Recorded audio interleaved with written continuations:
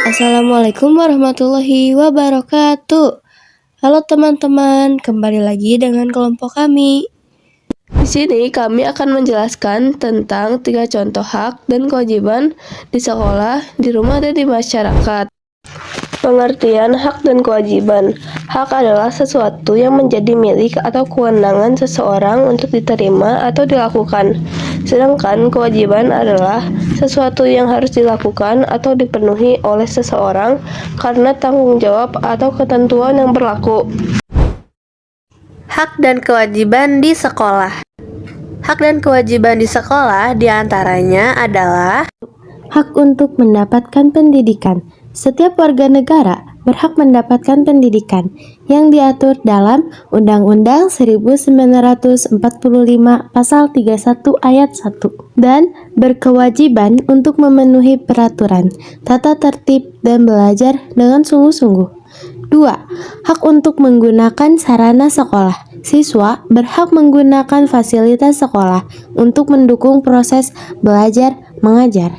Berkewajiban untuk menjaga fasilitas sekolah dan juga tidak merusak. 3. Hak untuk mengikuti kegiatan ekstrakurikuler. Siswa memiliki hak untuk ikut serta dalam kegiatan tambahan di luar jam pelajaran, berkewajiban untuk aktif dalam mengikuti ekstrakurikuler dan sungguh-sungguh. Jika sudah melaksanakan hak dan kewajiban di sekolah, ada manfaatnya juga, yaitu manfaat dan makna melaksanakan hak dan kewajiban di sekolah adalah terciptanya lingkungan belajar yang kondusif, aman, dan harmonis, serta terbentuknya karakter siswa yang bertanggung jawab, disiplin, dan mampu berinteraksi dengan baik. Hak dan kewajiban di rumah. Hak dan kewajiban di rumah diantaranya adalah 1. Hak untuk hidup layak. Setiap anggota keluarga berhak atas kehidupan yang layak dan lingkungan yang baik dan sehat. Pasal 28H Ayat 1 Undang-Undang Dasar 1945. Berkewajiban untuk menjaga kebersihan rumah dan membantu orang tua untuk membersihkannya. 2. Hak untuk mendapatkan perhatian dan kasih sayang. Setiap anak berhak mendapatkan perhatian dan kasih sayang yang cukup dari orang tua. Berkewajiban untuk patuh kepada kedua orang tua dan menurut kepada mereka dan tidak durhaka kepadanya. 3. Hak untuk dilindungi. Sesuai dengan prinsip-prinsip perlindungan anak, setiap anak berhak mendapatkan perlindungan dari berbagai ancaman, kekerasan, dan penelantaran. Berkewajiban untuk tidak menentang apa yang dilarang orang tua agar tetap dalam perlindungan mereka. manfaat dan makna melaksanakan hak dan kewajiban di rumah. Manfaat melaksanakan hak dan kewajiban di rumah adalah terciptanya suasana rumah yang harmonis, menciptakan lingkungan yang suportif, dan membantu anak tumbuh menjadi pribadi yang bertanggung jawab dan mandiri.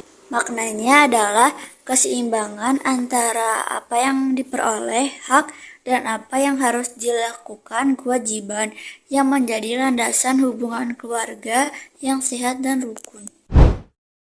Hak dan kewajiban di masyarakat. Hak dan kewajiban warga masyarakat diatur pada pasal 27 sampai 34 Undang-Undang Dasar 1945. Pasal 27 ayat 2, pasal 31 ayat 1, pasal 27 ayat 3, dan pasal 30 ayat 1. Hak dan kewajiban di masyarakat diantaranya adalah 1. Hak atas perlindungan hukum. Berhak atas perlindungan hukum dan keadilan yang sama di hadapan hukum, dan berkewajiban untuk menaati peraturan hukum yang berlaku di masyarakat. 2. Hak atas pekerjaan dan penghidupan. Masyarakat berhak memperoleh pekerjaan dan penghidupan yang layak. 3. Hak atas lingkungan hidup yang baik. Masyarakat berhak atas lingkungan hidup yang baik dan sehat. manfaat dan maknanya adalah terwujudnya kehidupan yang harmonis, tertib, dan rukun karena adanya keseimbangan antara kebebasan individu dan tanggung jawab sosial. Nah, dari video ini, apakah kalian tahu apa sih keuntungan dan kerugian dari melaksanakan hak dan kewajiban?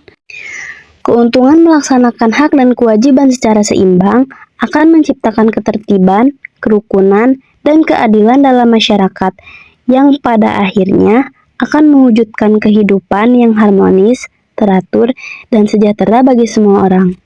Kerugian akibat melaksanakan hak dan kewajiban adalah ketidakseimbangan yang menyebabkan kerugian bagi diri sendiri dan orang lain, serta dapat menimbulkan konflik, melanggar norma, dan menurunkan kualitas lingkungan atau masyarakat. Contoh kerugian bagi diri sendiri, tidak mendapatkan hak. Jika tidak menjalankan kewajiban, seseorang mungkin tidak akan menerima haknya, menurunkan produktivitas, menunda-nunda, atau tidak menyelesaikan tugas dan kewajiban membuat produktivitas diri menurun. Kerugian bagi orang lain, pelanggaran hak orang lain, pelaksanaan hak yang tidak seimbang dapat merugikan hak orang lain. Terjadinya konflik, ketidakseimbangan ini dapat memicu konflik, perselisihan, dan pertikaian dalam masyarakat. Contoh keuntungan bagi diri sendiri, membangun karakter, melaksanakan kewajiban, membantu mengembangkan disiplin, tanggung jawab, dan integritas karena individu belajar untuk memenuhi komitmen yang telah dibuat.